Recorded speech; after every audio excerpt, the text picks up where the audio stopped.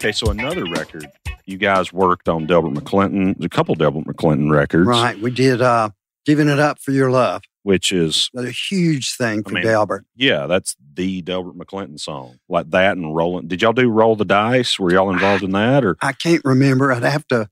People ask me that, and I said, I don't know. Go check the credits and see if my name's on there, then I did. But the only reason I mention that is there's a handful of Delbert songs, and those are two that come top to mind. Giving It Up for Your Love is obviously the first one that anybody thinks of if they know anything about Delbert McClinton. Barry did an unreal job on that. All them guys did, man. I mean, they're smoking. And that was done here also. Yeah, they're smoking. Well, you also worked on the Osmonds. Yeah. That was at Fame. We did the Osmonds, One Bad Apple. We did the little flutophone things. And Jerry was the engineer on that, Jerry Masters. I think so. Jerry, if anybody wants to know about Jerry Masters, look up his discography. He also has a good book. Oh, yeah. Hanging from a Tree. By My Knees or something like that. It's an interesting title. But it's one. If anybody wants to know the story of Muscle Shoals sound, of course, Rick Hall had his book.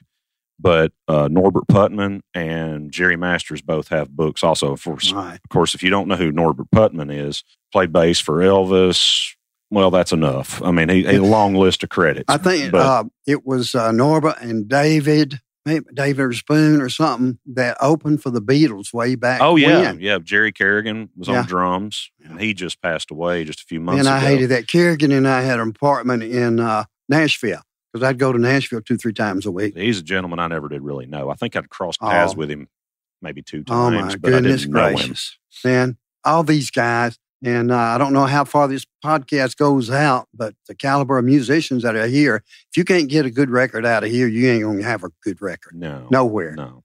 Because it's here. You mentioned Tom Dowd, which one of my friends and a man I have a deep respect for is Al Schmidt, who worked with Sinatra and Paul McCartney and Miles Davis and go down the list, Diana Krall, George Benson. He did Breezin' for George Benson. I mean, he mentioned, he's at Capitol. He started out in RCA in New York. He's at Capitol in L.A. and has worked on more records than you can count. I have a deep respect for that man. I want to be Al when I'm 90. I think he's about to turn 90 years old. Little bitty tiny man. Very sweet man, too. And he's been kind enough to talk with me, about how he's mic'd, what he did when he recorded Sinatra, or what he did how he used echo chambers, and just we send goofy videos of elephants playing and stuff.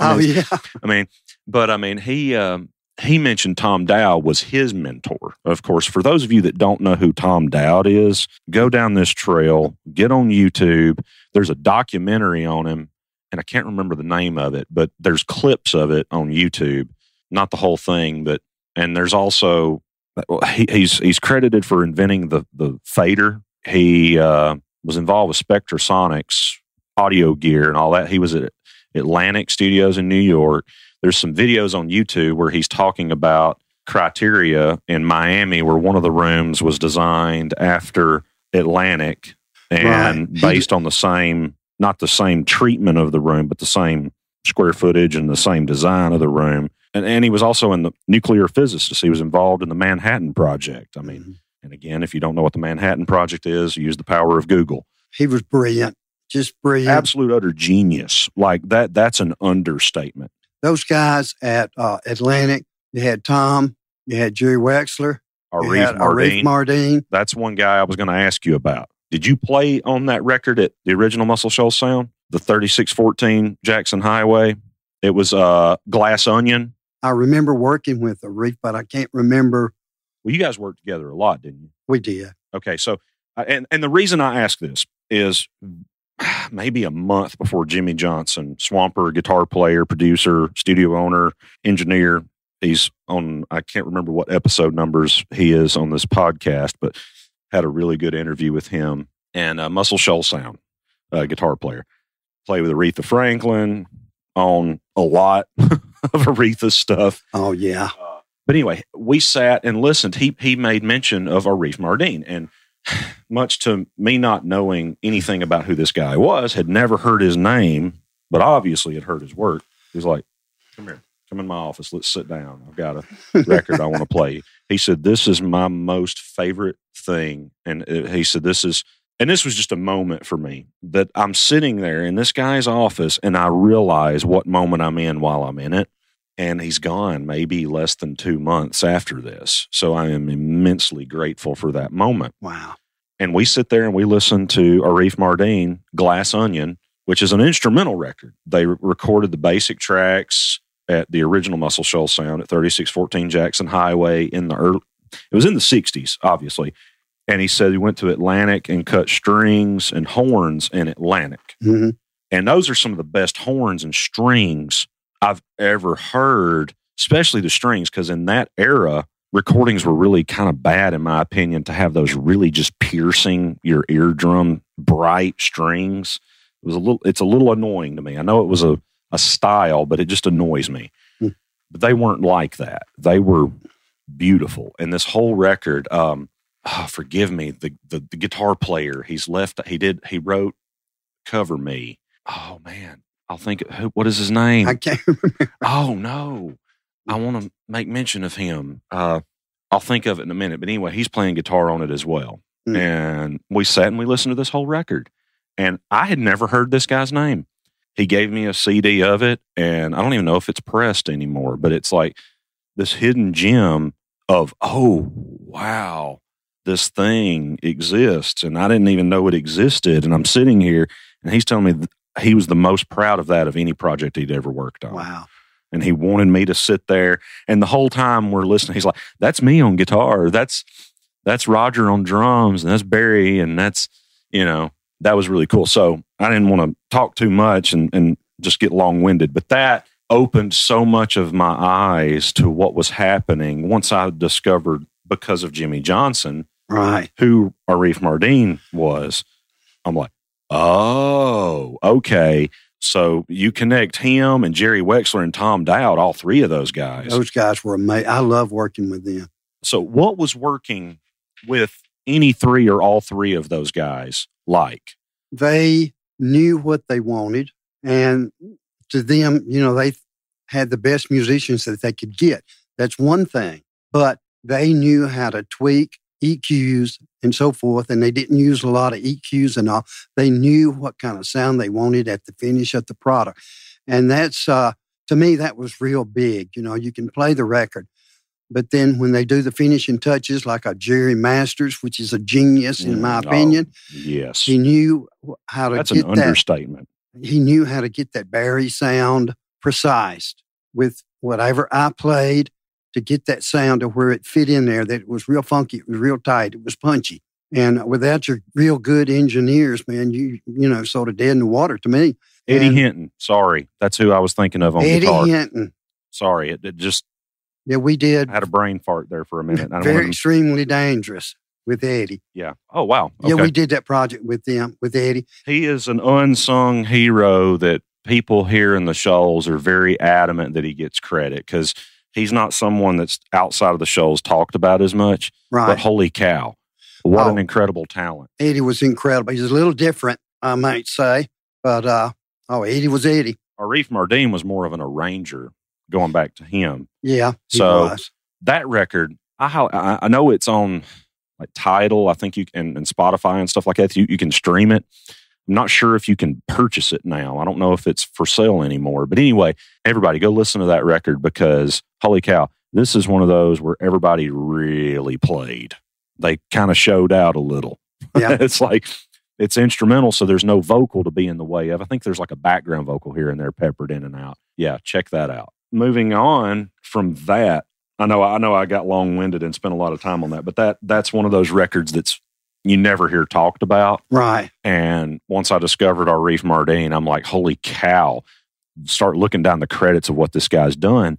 And to me, just to kind of talk about this briefly, Tom Dowd, Jerry Wexler, and Arif Mardin combining efforts with Atlantic in New York and here in Muscle Shoals, and doing things in Criteria in Miami and other places as well.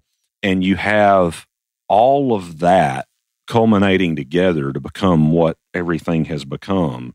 It's just remarkable when you really when you really think about it, and it's the power of a team.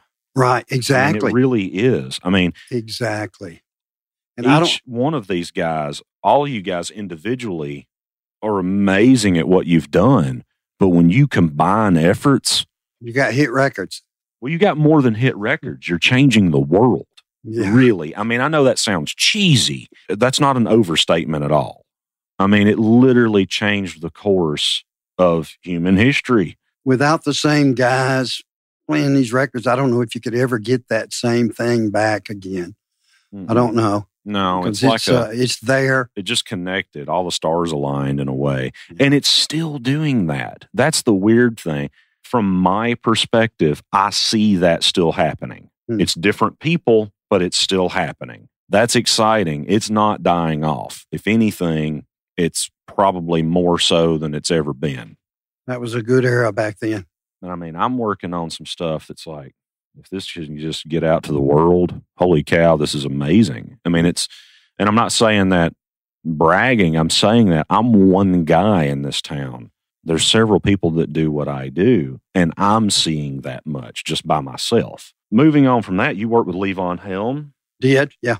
I mean, the band. We worked. Levon Helm's amazing. During our, I guess, almost 30-year existence as a horn group, we worked with around a little over 400 different artists in that period. And I'm not real sure how many hit records we had. I can't remember. I just had been here in Kathmandu for years and years with Bob Seger. Somebody said, "Did you play on that?" I said, "I don't know. I don't think we did." And they said, "Well, your name's on the credits." I said, "Sure, we did do that." Kathmandu. Wow. Yeah. So Bob Seger, you obviously played on, you were on that because they worked with Bob Seger for years. Oh, yeah. Yeah, we did a bunch of stuff for Bob Seger. My favorite Seger song is Against the Wind, which is done in Studio A right down the hallway. Did you work with, I know Charles mentioned working with James Brown on Original Disco Man's Too Funky in Here. Yeah, we worked with James Brown, and we had 3 albums out with the Muscle Shoals horns. Mm-hmm. We had a top 5 with Born to Get Down that David Huff wrote. Mm-hmm. And we went out. I think we opened for James Brown a couple of times. Oh, really? Yeah. I never heard that. And we did. And where? I can't remember where we were. That's amazing. I'd never heard this one. This is a new piece of information, so I'm excited about that. Opened for the Parliament and Funkadelics. No way. Yeah, we did in Huntsville. I believe that's when we did that. I saw P-Funk actually in Huntsville probably 10, 15 years ago. Yeah. And we had a great road band. Some of the guys that played on the album was on the road with us. Oh, wow. We opened for Candy Staten one time. I can't remember where we were. You played on some of her records. Oh, we did most everything Candy did. And Candy came out and she saw that we were there, and she said, "What y'all doing here? We're opening for you." And she said, "No, I am not coming out after you guys play." She said, "Are you kidding me? I got to come out after y'all play?" So I think we played with some of her group, and that's cool. But that's Candy Staten, oh my goodness gracious. What are you kidding me? I know, right? What a voice. Wow. You worked on some Skinnerd stuff. We did. I was out with Skinnerd. I went out with Skinnerd, me and another horn player, right toward the end when I sort of retired, I guess. I was out with Leonard Skinnerd, me and Jimmy Johnson. His son were with the Rossington band. Yeah, Jay Johnson. Jay Johnson. Yeah. We were with the Rossington band. I had signed with MCA with them, and we were out. And then they decided to put Skinnerd back together again. This is after the plane crash and all. After the plane crash and everything. So it would have probably been late 70s, early 80s? Yeah, 87, 88. Oh, that far. Oh, wow. Mm-hmm. Okay. That far down. Tribute tour. And before that, we had done, I think, the first and last with Skinnerd and a couple of more. So I was with the Rossington band, and then they decided they wanted to bring Skinnerd back out again. So the Rossington band opened up for them. So I played with the Rossington band, and then I'd play with the Skinnerd band after that. And during that time, I was working with Lyle Lovett. Amazing man, amazing band. Which Charles Rose is part of. Charles still working with Lyle Lovett's big band. Very large band or whatever he calls it. Lyle Lovett in the large band. Yeah. Oh, my goodness. If you ever get a chance to go hear them guys, man, they're awesome. I've not seen them live, but I've listened to a fair amount of the recordings, and it's good stuff. They'll hurt you. They're so good. I saw them. They came through Lafayette, where I'm living at now. I went. We took them out to dinner. And we went to the show, and it is amazing. I mean, it is an amazing show to see those guys work and play. How many members are in that band? That's goodness. Really, really 18, big band. Maybe. Yeah, that's actually a big band. Yeah, well, it's a big band. Yeah. And he's got some of the best cream of the crop out with him. Oh, yeah. Those guys, they can play. You also worked with Roy Orbison. We did at Wishbone with Terry and Clayton. Was that Laminar Flow or however you say that? And, no, I can't remember what it was, but I know I had been looking for a picture with us and Roy. Terry had it. So he sent me a picture with cool. with the Muscle Shoals horns and Roy Orbison, which is one of my favorite pictures. And we had a bunch of pictures. Oh, yeah. I love Roy Orbison. One of my favorite bands was the Traveling Wilburys. Oh, yeah. Wasn't that great? Oh, man. Nobody really knew who they were, man. Oh, that's amazing. It's so amazing. I mean, Jeff Lynne of ELO and Roy Orbison and Tom Petty and Bob Dylan. And I mean, it's just like, good grief. And George Harrison, can't forget him. Oh, Speaking of the Beatles, I'm holding one of my favorite records. And you mentioned this yesterday at the songwriter Soup and Songs thing that we were at yesterday. Okay. And I'd love to ask you about this experience. And partly because there's another one out, and it went to Europe. It was in Europe, and it had Elton John, John Lennon, and the Muscle Shoals horns on it. And I've got that one. That one, I think, was that one. This one says Elton John Band featuring John Lennon and the Muscle Shoals horns. Okay, that's it. It was. I don't have a copy like that. I've got the one that came out of Europe. This is, I don't even know where I got this. I think at a thrift store or something. Really? It was like, I would love to have a copy of that booger. That's a classic.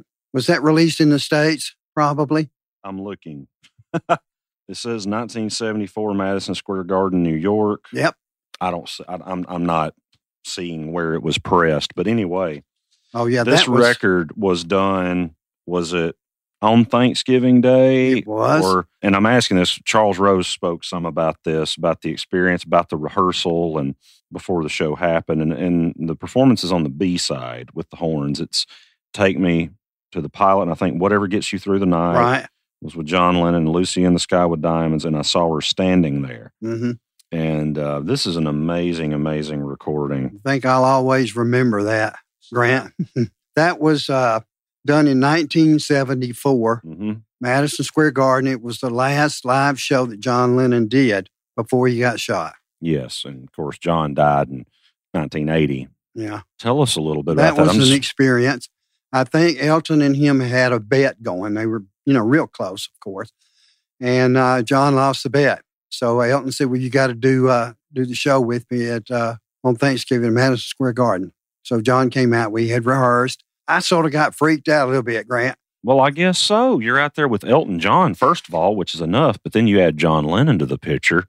Wow, what an experience. I'd have had a hard time not fanboying on that. Oh, I'm a Beatles fanatic, and me too. I'm a huge Elton John fan too. So who gets that experience? But one thing that happened. How did that happen? Actually, I think Charles mentioned, but I don't. With us getting that job. Yeah. Well, what happened was Elton had been using Tower Power, the horn section. Yeah, which is amazing. Those guys are bad. Oh yeah. And so they were coming out with an album on their own, so they couldn't go on the tour with Elton in '74. So Jerry Wexler's wife, I think her sister, worked with John Reed Enterprises, which was Elton's management. So Elton said, I got to have a horn section. I got to have one. And she said, well, let me call Jerry Wexler and see if he knows of anybody. So she called Jerry and said, Jerry, Elton needs a horn section. And this was just going to be for 12 shows, some of the biggest shows that he was going to do. So Jerry said, oh, not to worry, baby.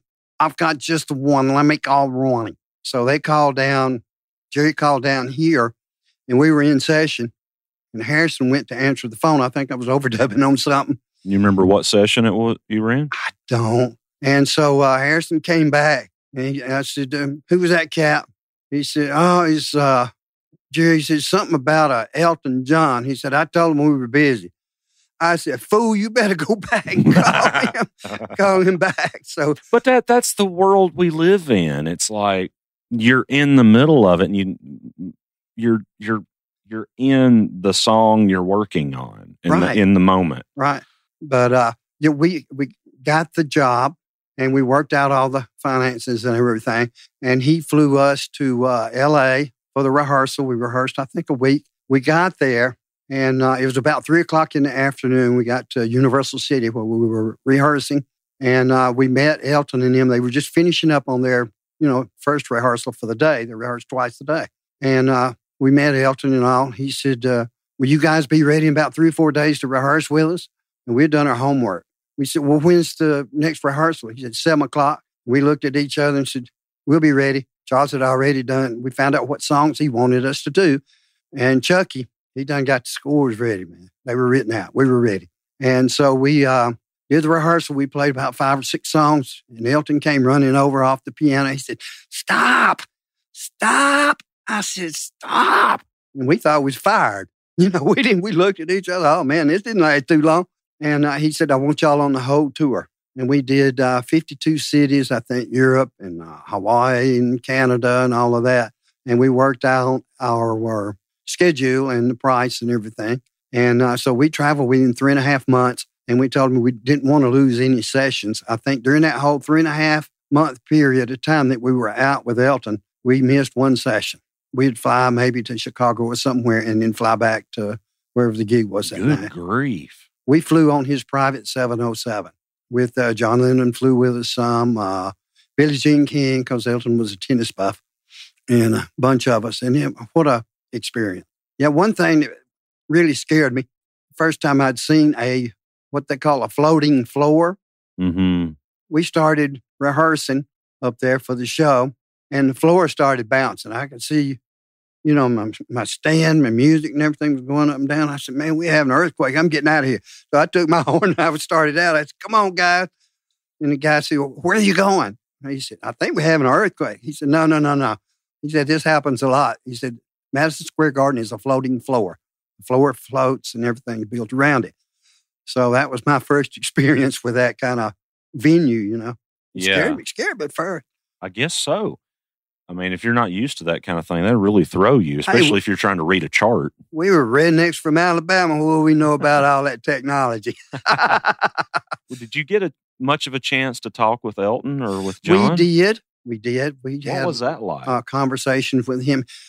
Grant, he's an absolute genius as far as music goes. And you're talking Elton or John? Elton. Yeah. Elton is a genius. Him and Bernie Taupin wrote all those songs. Oh, yeah. And I don't think they ever, worked together too much. It was Bernie would write the lyrics and give them to Elton, and Elton put the music to it. Right. But it was fantastic the way that came together. And I think we heard some of that last night with that young lady that put music to some Shel Silverstein stuff. Yeah, it was pretty cool. And almost a very Joni Mitchell kind of thing that she did with it. I thought it was great the way that she used the melodies, come up with the melodies to fit that particular. That's hard to do. That is hard to do. And she did a great job. But Elton was a genius, man. I loved his work. He was great. So, what about John? John Lennon, excellent.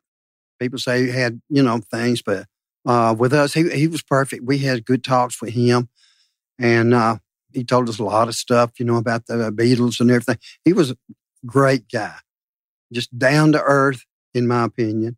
We were just out on the road together, family for 3.5 months. Any conversation comes to mind with either one of those guys? Not right at the moment. I can't think. My mind just trying to think of stuff, 90 miles an hour. Maybe it'll come back to me. It was just your norm. Just normal, yeah. That's strange to me, but I've had people ask me, did you know you were making history when you were doing all this? And I said, no. We were just trying to raise our kids and put food on the table and make a little money. We didn't know anything about we were making history until we got on way down the road there. And they said, man, you're in history books. You're doing this. You're doing that. And they said, y'all are legends. I said, yeah, a legend in my own mind. Well, I mean, I can imagine, though, being able to work alongside someone like John Lennon and Elton John and Tom Dowd and Joe Cocker, all these people, you go down the list of Aretha Franklin, and all these people. I mean, but there's certain ones that obviously stand out, you know. Oh, yeah. I mean, there's certain people that are not just great artists and talents, but they're also people who represent something. They're an icon of sorts, like John Lennon, for sure. That's the epitome of cool. I mean, it's like you're working with a Beatle. I mean, you know. Right. And at this point, he's solo. I mean, has been for a while, and has already in his own solo career written some and recorded some of the best songs ever. And Elton John, of course. I mean, it's like, oh, I know I'm kind of going on and on about that, but I'm really excited to ask you about it. Yeah. Well, you know, back then it was sort of the norm, I guess, because we had, you know, done so many artists and everything. It was just, I guess, like... what's your job? Yeah, that's what we did. It's what you do, yeah. You know, thank the Lord we got good at it. Yeah. Well, I mean, yeah, absolutely. I said, you know, to me, they said, how'd you knew it? And we were just at the right place at the right time. It could have been anybody. Yeah. But, man, we worked like a well-oiled machine. We did. Well, also, I mean, it could have been anybody, but not necessarily, because, I mean, you were willing to sleep on the couch and on the floor. Yeah. Not everybody's willing to do that. No. You know, coming up and getting into that, there was a lot of sacrifices that you had to make. You had to forget being hollered at or screamed at or saying you'll never make it or, you know, just whatever. You ain't going to never do this. You know, just different things that you hear. But if you got that determination, oh, yes, I will. And you stay with that determination, nothing can deter you from that. You're going to make it. You will make it. I guarantee you we did. And if we can do it, anybody can do it. That's a great piece of advice, because tempers can flare in the studio. Oh, yeah. I've been guilty of it, and it's because you're dealing with something so personal. The songs are that writer or artist, whatever, that's their baby, especially if they wrote it. You know, they're entrusting you with that. Exactly. And that's a piece of them. It's a piece of them, but it's not only just that, but whatever's happening in someone's day. Maybe they had a fight with their spouse. Maybe they didn't sleep well. Mm-hmm. You know, maybe they've got a cold or, you know, whatever, you know, maybe they're just tired. I mean, because sessions can run long. I mean, you know, 16-hour days sometimes. I mean, people are in the room with each other. You know, you talk about it being family, basically. Well, family irritates each other after a while. I mean, and you will say things and react a certain way to the people the closest to you that you wouldn't with anybody else. Well, you're going to have your irritations. I don't care. It's not going to be all bubble gum for 30 years. You know, we had our little frictions and everything else. And that's just part of it. That's part of it. And one thing I had to do, I don't know if I've already said this or not, I had to apologize to Rick Hall when we got inducted into the Alabama Music Hall of Fame. I saw Rick. I said, Rick, can I talk to you for a minute? He said, sure. And I said, man, I got to apologize to you. I said, I hated you for a long, long time. He said, I know you did. He said, everybody did. Because he was a workhorse. He would not stop. We work on a song, they don't tell it how long. Well, I have to admit, I struggle with that. I tell people preemptively, I will forget to eat. I will forget to drink anything. I'll keep going. Yeah. And people, I'm like, you have got to tell me y'all need a break, because, and I've gotten to where, you know, thank God for cell phones. I'll put an alarm on my phone sometimes, it'll buzz, and I'll be like, guys, we probably need to take a break, you know, because I won't. I'm bad to do that. Oh, I will just keep going. Let's just keep going. He would work us to death. But no, I said, I apologize.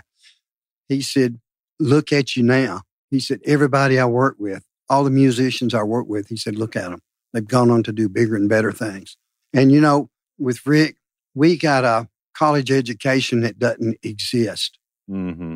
With him. That's a great way to put that. And for years, I think 4 or 5 years, he said, everything that come out of their grant was a hit record. Everything that he did for several years was a hit record. Now, what other producer is going to say that? I can't remember too many of them. And he'd say, let me work with the horns and work with the horns. We'd go over a lick, we'd change it, we'd do this, do that, do that. But when the thing came out, it was right. Well, the thing about it that I admire about him is he was a catalyst of sorts. He knew how to put the right people together in the right room. Exactly. And I've heard stories of him having guitar players in the hallway and all that. And I wasn't there, so I don't pretend to know all the details. But from my perspective, certain people have certain sounds. And sometimes you don't know what the song needs until you try all the wrong things. Exactly. You don't know what's right until you try what's wrong. Yeah. It's like, no, you're not right for this song. Next. Right. You're not either. And it can come across in a bad way, but you're looking for someone's whatever, they're not necessarily the skill, but what they are going to impart on this song. Right. Exactly.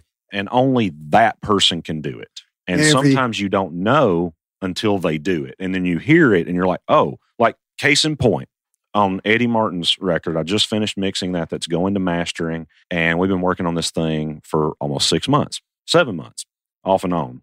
And Clayton Ivey played on 3 tracks. Well, we didn't intend on him playing organ on one of them. And he said, I think organ would go good on this. And we're like, do you think? And it's not low in the mix. It's pretty loud in the song. It's a feature. You can't unhear that. Once it's there, it's like, well, the song's different now.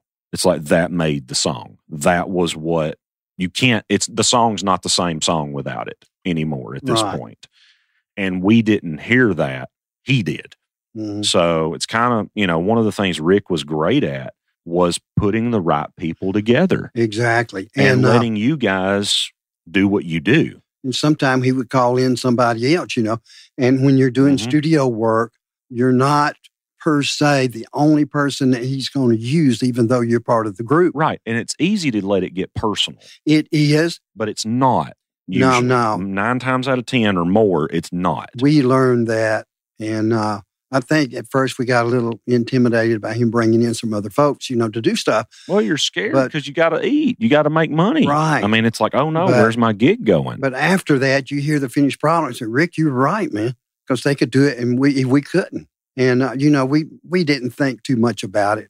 All the musicians that we worked with, we got along. And if they needed somebody else, it was Roger Clark or Roger Hawkins playing.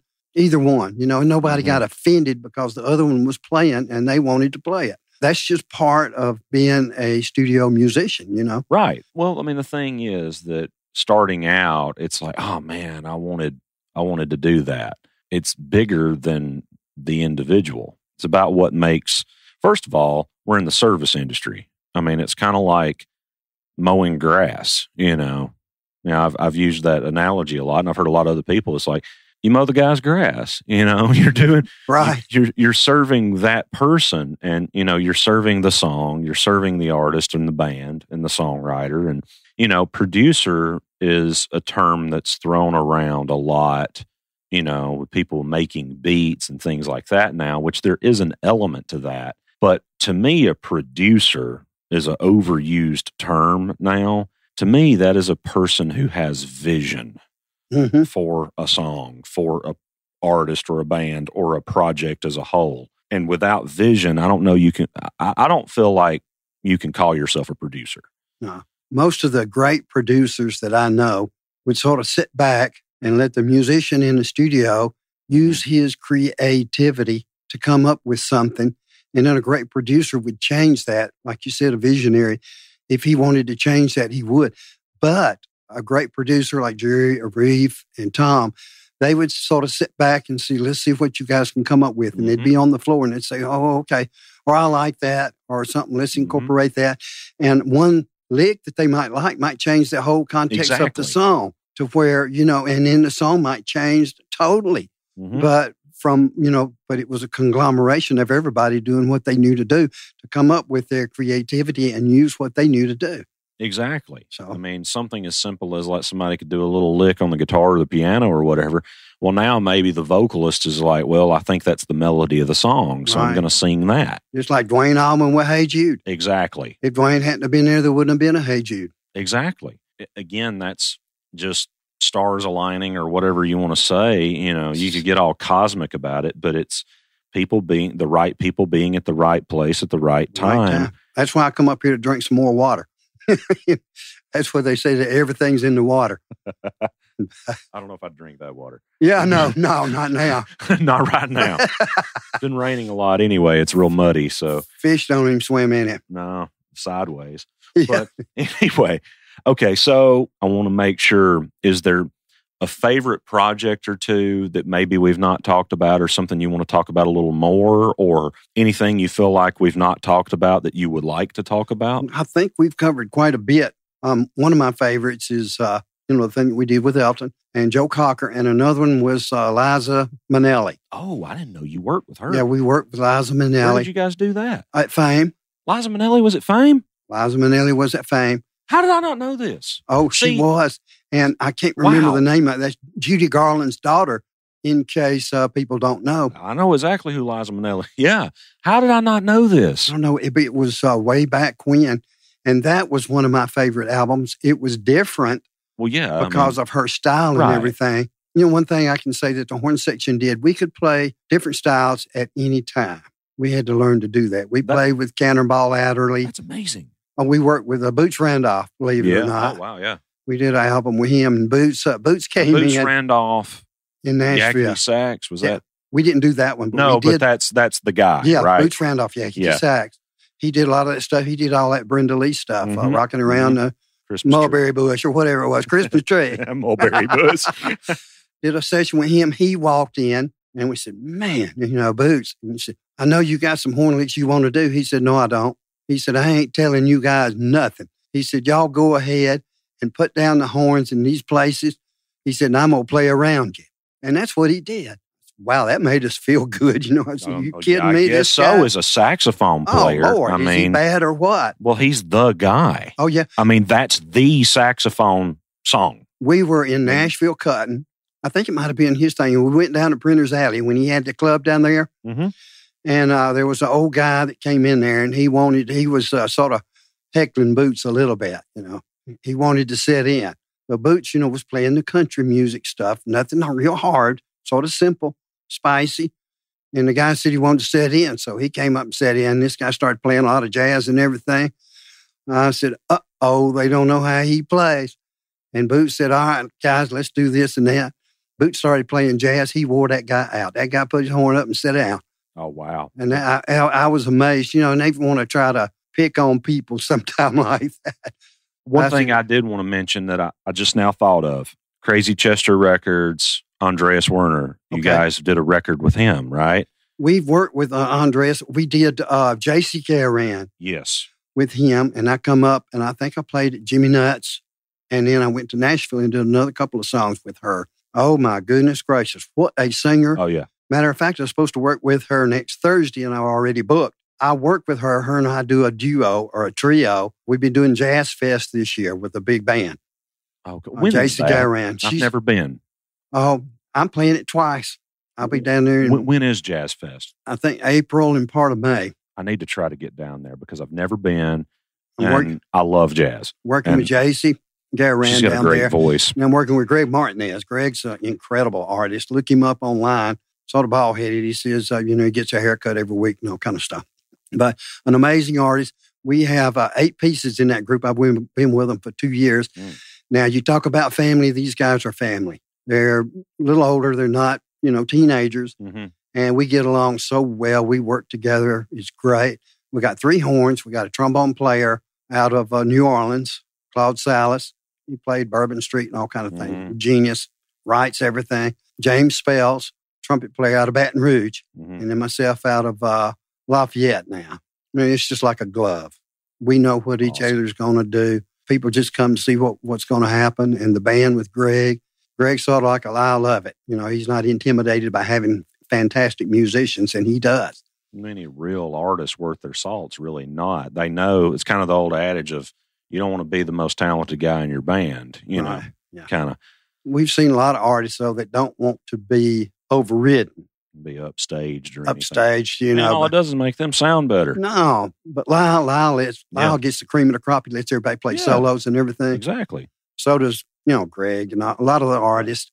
So it's a lot of fun. Okay, so floor is yours.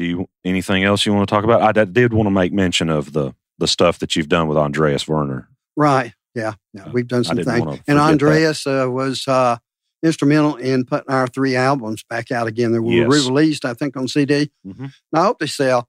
Those 3 albums, Grant, to me, are still as good as they were when we cut them. Oh, yeah. The sound, the preciseness of the horns, it's almost too perfect, It's, But it's a great sound. It's great. I love to listen to them again. I said, man, I can't believe we did that stuff. I don't think we could do it now. But it really sounds so good. Barry was great. Mm-hmm. And all the musicians, man. Thank you again. Thank you to everyone who's been listening, and join us again. Thank you, Grant, for having me in here. Absolutely. It's been a pleasure. Oh, my pleasure. Right after we finished the interview, Ronnie took me into the tracking room at Studio A, which is now Cypress Moon Studios, by the beautiful Tennessee River in Sheffield, Alabama, which is the heart of Muscle Shoals. It was formerly Muscle Shoals Sound from 1978 till 2005, and then became what is now Cypress Moon Studios. My studio, Heartel Studios, is located within that building. Well, we left my studio and went across the hall to the tracking room, and he stood and showed me exactly where he would have been with all of the other Muscle Shoals horns players and how they would record. He explained that Steve Melton would be one of the main engineers they would work with in Muscle Shoals Sound in those days. And they would face the glass in the control room, which was against everything I had ever been told or assumed. So my assumption is that may have been a Steve Melton engineering thing. So hopefully we'll get him on the podcast for an interview. And I would love to ask him about that. But he described that it would be like himself playing the baritone saxophone, and then maybe Harvey Thompson playing the tenor or the alto, and Charles Rose playing the trombone, and then trumpet on the far right if you're facing the glass. And he said that a lot of times his saxophone would be mic'd with maybe an RCA 77 ribbon mic, or a lot of the horns may be mic'd with a Neumann U87, which is very common around here, and very popular microphones. And also two things that really struck me as odd yet interesting is he said that Steve would tape with some gaff tape, just gaffer's tape, that, reason for that is it doesn't, leave a sticky residue behind on the actual glass on the control room. And he would mic the actual glass.